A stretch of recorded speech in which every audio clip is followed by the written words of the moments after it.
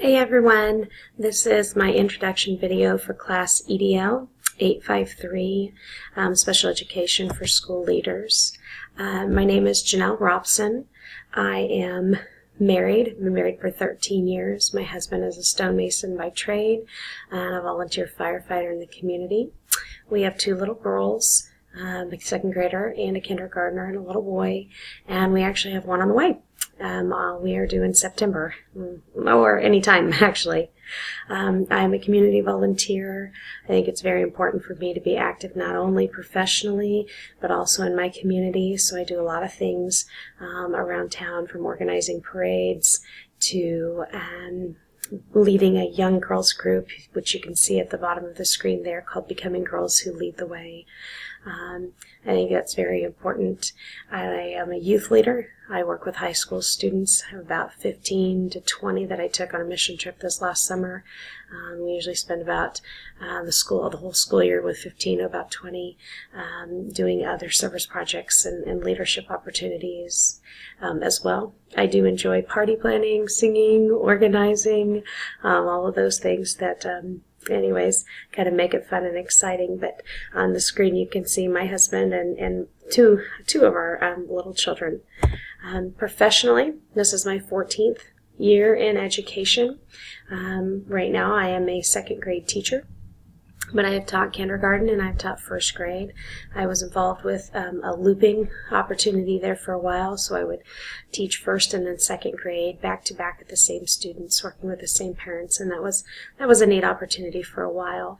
I am co-lead teacher in my building currently, and I've had that role for the last 3 years, which puts me on the building leadership team, and an opportunity to experience firsthand some of the things that my principal does daily in that role. I am an assistant high school volleyball coach. We're currently starting this season. We've got 22 girls playing high school volleyball. While our district is a little bit small, we are still considered 3A. But we do thoroughly enjoy all the things that we can get involved in. I do have my ESL endorsement from Fort Hays State, as well as was a Past Horizon Award recipient. What does 327 do to help in the adjustment as well as the aid of special education students? We have special curriculum. Most of those are geared towards practical application, life skills, learning skills for those students, and that's K through 12. We offer opportunities that'll help them be successful in the real world setting. We use an outside co-op. We use 305, District 305, to help us with our para support as well as our personnel resources and curriculum resources.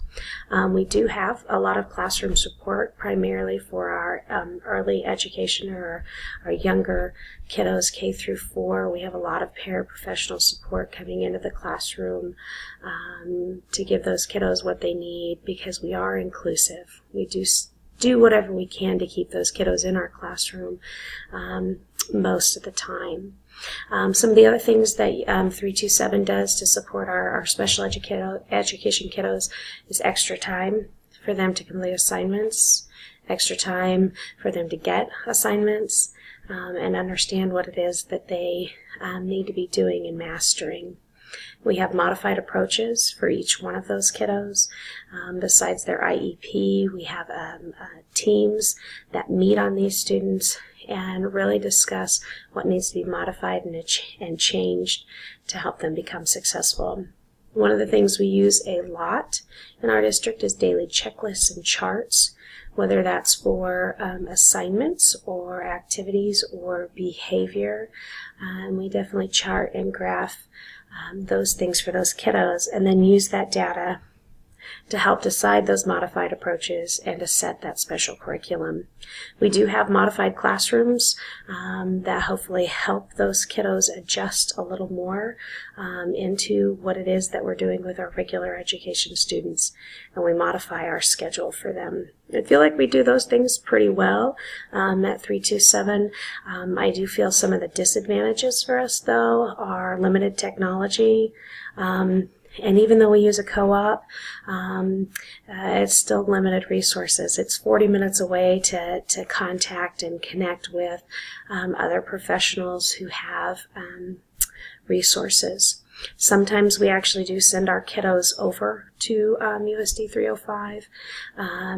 We bus them, and they have the resources and the training to help with those kiddos as well. So that's a unique opportunity, but one that we have to utilize when the time comes. Personally, in my classroom, I use preferred seating. Those kiddos have flexibility to be where they need to be, when they need to be it.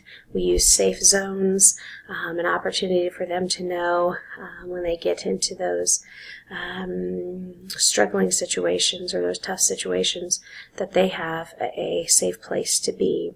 I modified most of my curriculum for my kiddos, whether that was using a different resource or a different tool. We made those adjustments sometimes on the spot and sometimes in advance for those kiddos to make it easier for them to be successful. Peer support was always key in my classroom. Those students need to have as many adult support as they can. So I used peer professionals for that. Extra time was also one of those things that I thought was really important for these kiddos to be allowed.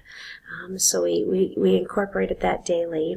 We did tiered classroom activities as well as pre-teaching and post-teaching, and following those checklists that these kiddos, that has been designed for these kiddos from their team. My proposal to help schools, at least when it comes to special education, is more resources. I can't say it enough.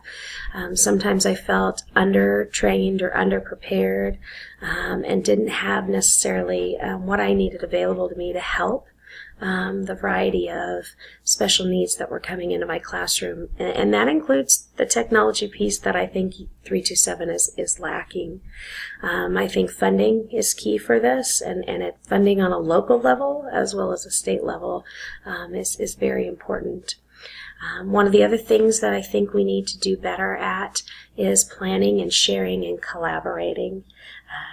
Sometimes our trainers come in, they spend maybe an hour with us talking about one student, and we're supposed to be able to move forward from there, and we just don't have enough adequate conversations, adequate planning to make those modifications happen. I would like to see a modified school year for some of these kiddos, whether that's extended or shortened or chunked. I think within my proposal, I'd love to see some changes there to help those kiddos become successful. Professional development kind of connects back to the resources, having that available, as well as strengthening our para support. Since we use those so much at 327, I think it's important that they become trained experts in what they are doing to support our kiddos. Because for us, currently, special education, while it does have a lot to do with our academics, seems to be based more around behavior education and behavior struggles for our kiddos. So a lot of our special need kiddos come with some behavior needs, and our paraprofessionals need that support and that training just as much as our regular education teachers do. I would say, obviously, our issue with all of that is funding. So I'd be hopefully looking at grants as well as resources to help find time to write those grants and support. I'd like to see better paid professional development in this area, special education, because we had such an influx in our district in the last 5 years, such a change in the kids' needs, that I would really like to see our administration push for paid professional development in the area of special education. Right now, community partnerships are really big, finding a way to get our community involved in this funding, involved in our kids' learning, and having our kids involved in the community as well.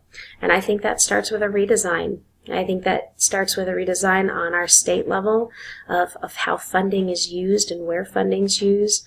I think it's also a redesign on our local level, flexibility for some of those funds to be used and to be filtered for things like flexible seating, for things like resources, for things like more para support, more hands on deck to do the job that we need to do in our classroom. Because education is changing and our special education needs are changing. And if we're really truly looking at every kiddo having an individual plan where we can tailor to their needs, we are definitely going to need some more time and some more money to make that work. I'm really looking forward to class. I can't wait to hear from some more of you. Have a good night.